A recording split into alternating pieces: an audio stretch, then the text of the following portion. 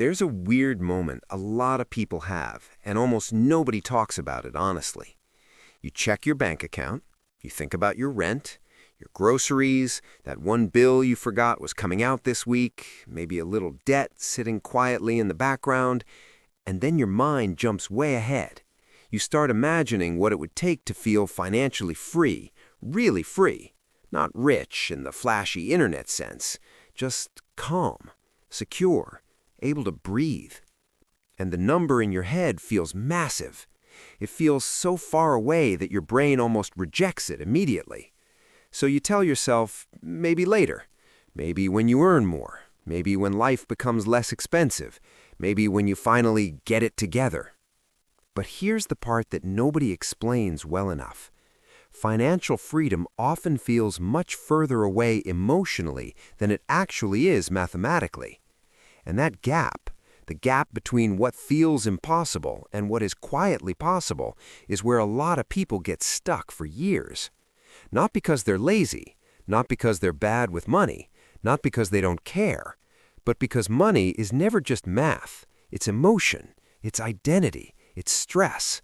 It's the story you tell yourself every time you feel behind. And once you see that clearly, something starts to shift. Because the problem is not always that you're further than you think. Sometimes the problem is that you've been measuring the distance in the wrong way. Most people misunderstand financial freedom because they imagine it as one giant leap, a huge salary, a huge investment account, a huge breakthrough, some dramatic moment where life suddenly stops feeling heavy. That's the fantasy, and honestly, it makes sense.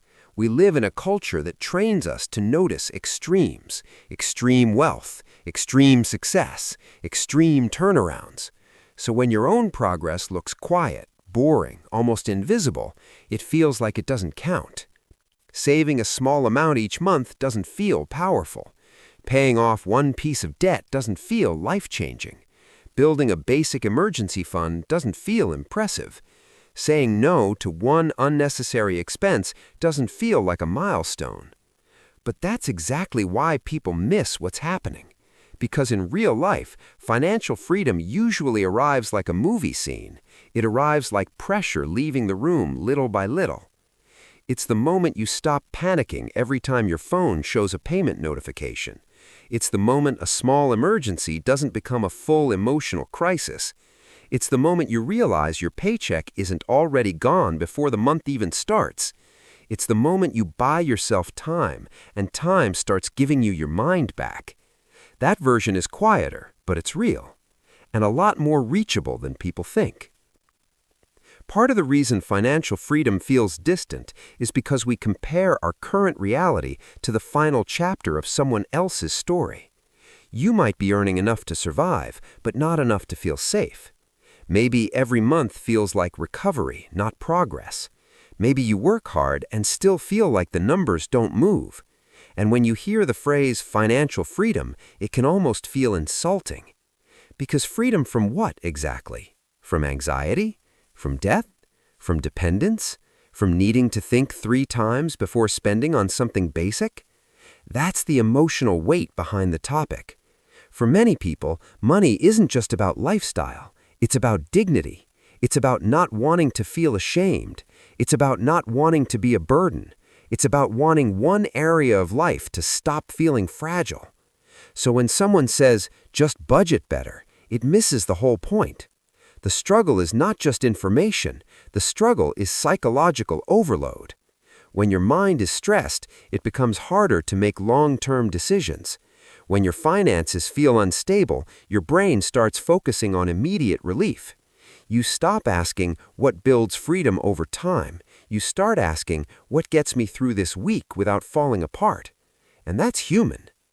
Actually, that's one of the biggest things people need to hear. The financial behaviors they're ashamed of often make sense in context. Overspending can be emotional relief. Avoiding bank statements can be self-protection. Not investing yet can come from fear of making the wrong move. Constantly restarting can happen when every plan feels too strict to survive real life. None of that means you're broken. It means your money habits are connected to your nervous system, not just your intelligence. And once you understand that, you can stop trying to fix your finances with shame, because shame is terrible at building consistency. Now here's where the math starts to matter. A lot of people think financial freedom means replacing their full salary forever. And sometimes, yes, that's part of the long-term picture. But in everyday life, freedom often starts much earlier than that. Let's say someone spends $2,000 a month on essentials and another $500 on flexible stuff. In their head, they may think, I need hundreds of thousands, maybe millions, before I can ever feel free. And for full permanent independence, sure, the bigger number matters. But emotional freedom often starts with much smaller numbers doing very specific jobs. A $1,000 emergency cushion can prevent one bad week from turning into debt. A month of expenses saved can reduce the feeling that one paycheck controls your entire life. Paying off a high-interest balance can free up cash flow every single month. Automating even a small investment can start building evidence that your future is not being ignored. That's the part people underestimate. Small systems don't look impressive on a screenshot, but they change the direction of a person's life, because direction matters more than intensity. If someone saves $200 a month, it doesn't feel dramatic, but after a year, that's $2,400, not counting any interest. More importantly, it's proof of behavior. It's proof that a new pattern exists, and patterns are what create financial identity. That might sound subtle, but it's huge. When you go from "I'm just trying to survive" to "I'm someone who protects a little money every month," your decisions begin to change. When you go from "I never have enough" to "I'm building margin slowly," your stress starts to lose some of your control over you. When you go from reacting to money to directing it, even imperfectly, your entire relationship to the future shifts. The numbers matter, yes, but the emotional meaning of the numbers matters too. And this is where compound interest gets talked about in a way that's technically true, but emotionally incomplete. People usually present compound growth like this magical machine. Start early, invest consistently, wait long enough, and the money grows on itself. That's real. The math is powerful. But the deeper thing compound growth does is not just grow money, it grows belief. Because the first few months of saving or investing can feel painfully underwhelming. You look at the number and think, that's it? That tiny amount? That's supposed to matter? And honestly, in the beginning, it barely looks like progress. But what's compounding at first is not just the account balance, it's the habit, the trust, the reduced chaos, the evidence that you can build something without needing a perfect life first. That's why small consistency beats dramatic effort. Someone who saves modestly for years often ends up in a stronger place than someone who waits for the right time to suddenly become disciplined. Because the right time is one of the most misleading illusions people believe. The right time means less stress, more income, fewer responsibilities, more clarity, more energy. In other words, a fantasy season of life where everything finally becomes easy. But for most people, life does not clear the road before they start. They start while tired. They start while earning an average income. They start while helping family. They start while making mistakes. They start while still feeling behind. And that start counts. Actually, it counts more than people realize. Because one of the most misleading feelings in financial planning is the sense that if your progress is small, it must be meaningless. That's not true. Think about someone who reduces their monthly spending by $150 without making their life miserable. That might not sound exciting, but over a year, that's $1,800 in breathing room. Over 5 years, that's $9,000, not even factoring what happens if some of that gets saved or invested. Or think about someone who gets a raise and instead of expanding every part of their lifestyle, redirects part of it into savings automatically.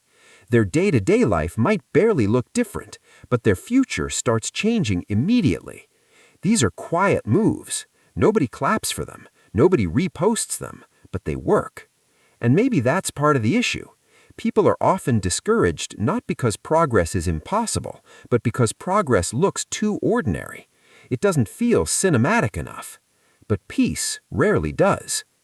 The turning point comes when you stop defining financial freedom as a distant luxury and start seeing it as increasing levels of reduced pressure. That changes everything, because now the goal is not be rich or fail. The goal becomes, how do I make my life 10% less fragile? Then after that, how do I make it 20% more stable? Then after that, how do I buy more time, more options, more peace? That mindset is powerful because it turns freedom into a path, not a finish line. And once you see it that way, your decisions become less emotional in the worst sense and more emotional in the best sense. You stop spending only to feel temporary relief. You start spending in ways that protect tomorrow's version of you. You stop assuming every financial choice needs to transform your life. You start respecting choices that simply reduce chaos. That might mean building a 3-month emergency fund before thinking about bigger investing goals. It might mean paying down debt not because it sounds productive, but because you're tired of carrying invisible stress every day. It might mean creating one automatic transfer the day after you get paid, even if the amount feels almost laughably small.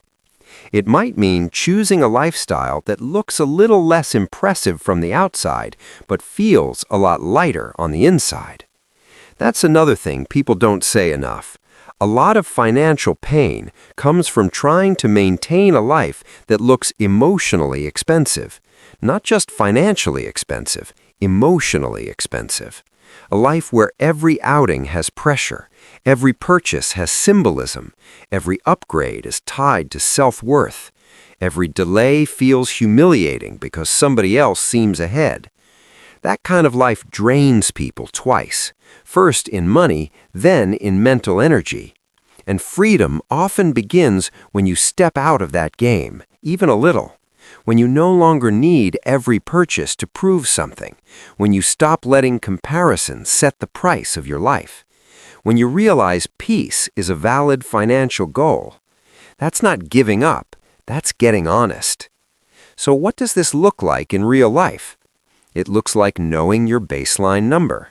Not the fantasy version of your life, not the ideal version, the real number it takes to keep your life functioning month to month. Because vague fear gets smaller when numbers get clearer. It looks like separating survival expenses from comfort spending, not to judge yourself, but to understand what actually creates pressure and what can be adjusted when needed. It looks like building one layer of safety at a time, instead of trying to fix your entire financial life in 1 month. It looks like creating systems that still work when you're stressed, because any plan that only works when you feel perfect is not really a plan for real life. It looks like making saving automatic, so discipline is not carrying the whole burden. It looks like deciding in advance where raises, bonuses, or extra income will go. It looks like leaving room for enjoyment, so your plan doesn't feel like punishment. It looks like accepting slower progress if slower progress is what you can sustain. And maybe, most importantly, it looks like measuring success differently, not by whether you've made it, but by whether money has slightly less control over your mood than it used to, whether one unexpected expense causes less panic than before, whether your future feels a little less abandoned, whether you trust yourself more than you did 6 months ago. That's real progress, not loud progress, real progress. I think a lot of people are closer than they believe, not necessarily to total financial independence, but to the first meaningful layer of freedom. And that layer matters, because once you feel even a little safer, you think better, you choose better, you breathe better, you stop making every decision from scarcity.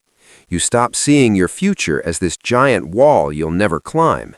You start noticing that the distance shrinks when you stop standing still emotionally. That doesn't mean the economy is easy. It doesn't mean wages are fair. It doesn't mean everyone has the same obstacles. And it definitely doesn't mean small systems magically erase structural problems. But it does mean your progress doesn't have to wait for a perfect world to begin. You can build something steady inside an unstable environment, not all at once, not flawlessly, but meaningfully. And maybe that's the most calming truth in all of this. Financial freedom is not always one giant destination sitting far off in the distance. Sometimes it's just the gradual removal of fear, the slow return of options, the feeling that your life is becoming more yours month by month. That's why it can be closer than it feels, because feelings are immediate, math is patient, and systems, when they're simple enough to survive real life, have a quiet way of carrying you further than your emotions think they will. So if you've been feeling behind, that doesn't automatically mean you are. It may simply mean you've been staring at the whole staircase and missing the step right in front of you. Take that one, then take the next one. Not perfectly, not dramatically, just honestly. Because progress with money is rarely about becoming a different person overnight. It's usually about becoming a little more consistent, a little less reactive, a little more kind to your future self. And over time, that adds up to something most people don't notice until they're already living in it. A calmer life, a wider margin, a quieter mind. Not perfection, just more freedom than you had before. And sometimes that's exactly where everything begins.